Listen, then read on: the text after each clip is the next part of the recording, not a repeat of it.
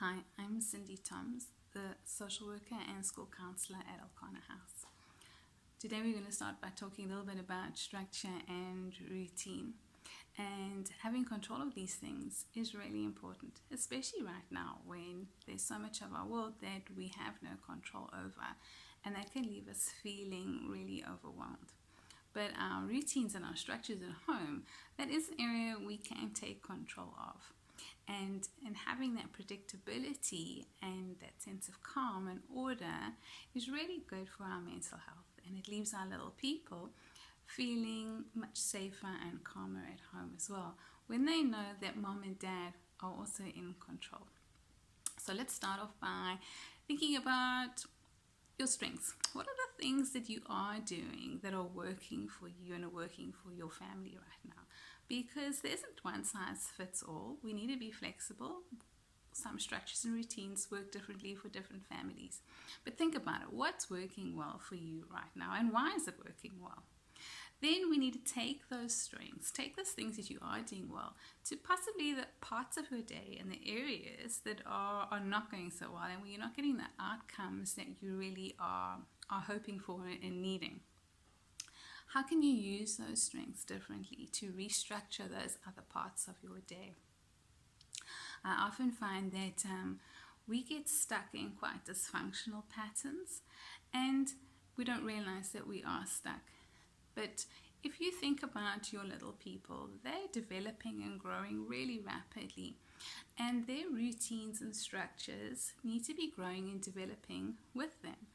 So think about what you're doing. Maybe you're still doing some of the same things and the same routines like you were doing this time last year or even 6 months ago. And possibly some of those things are now the conflict points and they're not working. And you've got yourself stuck in a really dysfunctional rut. So look at those things and how you can do them differently. Possibly some of those might be you're still dressing your child, or you're even still pouring their cereal into their bowl in the morning for breakfast. This is the time to teach them to do those things for themselves. So empowering for a little person, and it's one less thing that you need to do. In saying all of this, no matter how hard we try, no matter how many plans we've put in place or our best intentions, sometimes our days just go pear-shaped. And when that happens, we need to just be kind to ourselves. Tomorrow is another day, and we give it another bash. But think about it. Think about your routines. Think about your structures. What can you be doing differently to get a better outcome? Bye for now. Good morning, everybody. For those of you who don't know who I am, my name is Megan Spencer, and I'm the Learner Support Teacher at the Sunningdale campus. Today I'd like to share my views on routine with you. Routines give children a sense of security. I believe all families need some type of routine to establish a form of normality. Children often fear the unknown. Well, I actually think we all fear the unknown. And at the moment we are living in very unsure and inconsistent times. A normal routine, I believe, can help bring some form of comfort and consistency to your child's life. What is normal, you may ask? Well, quite simply, there is no normal. As the saying goes, we are all in the same storm, but we are certainly not in the same boat. Each family is unique, so each family will need to create their own set of routines to suit their unique situations. A routine is not a rigid 24/7 to-do list.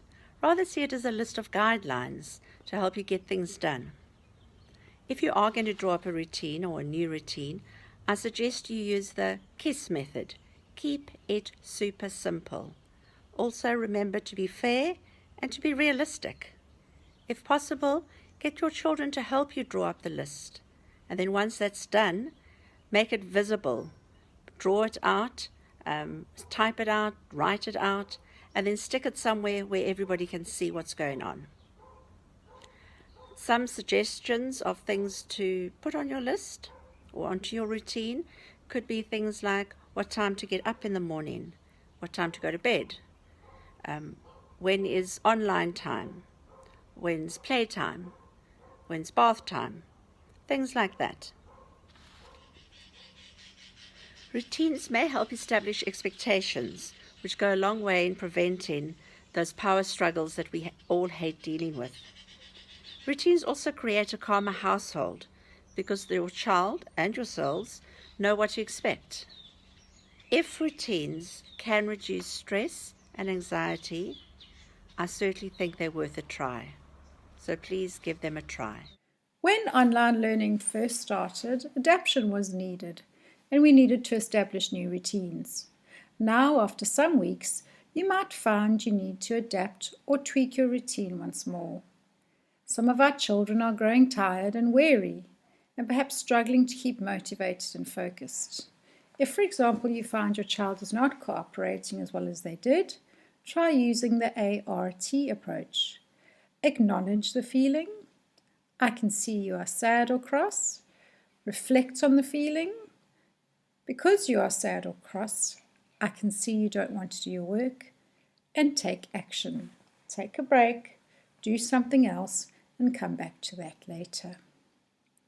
It is important to find the routine that works for you and the family, but remember to keep the basics in mind. Limit distractions. It is important to keep your child's attention focused on their tasks by providing a quiet, well-lit, comfortable, and organized learning space, just like you probably have a designated space where you work. Create a similar space for your kids. Make sure that space differs from the place where they usually play. Remember to give them breaks. Remember to work in movement breaks into your daily schedule. This can take the form of stretches, jumping, dancing, or running around the house. Coach Isak and Kim have some great ideas for you, or you could go and do a Go Noodle dance routine from the internet. These breaks will help your children to focus and keep them on schedule. Remember to eat healthy snacks and drink water during these break times. It's important to still allow for interaction with their friends. Your children have a lot of social interactions in the day, and they are missing these because of the lockdown. Allow your kids to connect with their friends online and possibly through play dates, but through video chats and messaging. Allowing this connection helps to normalize your child's world. Video chatting is a wonderful way to stay connected with people along with staying safe. Keep in touch with your fellow parents. We're all going through our own unique experience handling the lockdown and handling online learning. So it might be helpful to share what tips are working for you and what's not working for you. We're all in this together. Having said that, we also have to limit our screen time, especially when doing break times. Because we are exposed to a lot of screen time during online learning, it's important that when we take breaks, you restrict the screen time. Try the old school ball games, the old school board games, crafts, baking, and reading paper books. It's a lovely time to work on our relationships with our family. Encouragement and praise. Remind your child that their education is important. It may seem like a type of vacation to them, and after all these weeks of online learning, they may not seem as motivated to work hard. Keep encouraging them to speak to their teachers, attend the classroom meets, and to submit their tasks or assessments on time. Trying their best is still important. As you know already, there are good days, days that go well, and others that are a struggle, and that's okay. It's to be expected. Try to keep your child motivated by setting them up to succeed. Small, attainable goals are the answer. Set small chunks of work to be completed in a reasonable time frame, have a break, then start again. Try to motivate your child to work. You know what makes them tick. Some children respond well to tokens, while others enjoy praise or receiving stickers and stars on a reward chart. Other children love using bitmojis and emojis. Perhaps use these as virtual stickers on their classwork or virtual reward charts. Some children like to be rewarded with game time or doing a family activity together. I've included a link to a virtual reward chart app below, downloadable on Android or iPhone devices. It assigns stars for various set tasks done by your child, and then offers different rewards depending on their progress. It's important to try come up with novel and fun ways to work. For example, try writing in different coloured pens or on different coloured papers on different days. Practice writing and spelling on windows with a whiteboard marker, on tiles or in sand or flour. Read in different voices and record your reading on a device. Please keep in touch with your class teacher. Ask for more ideas, strategies and resources. We are happy to provide you with the support you need. With the continuous cooperation of teachers, parents and students, we can continue to make online learning a success. Remember, we are all in this together. If you require any further information or support, please contact us below at the following email addresses.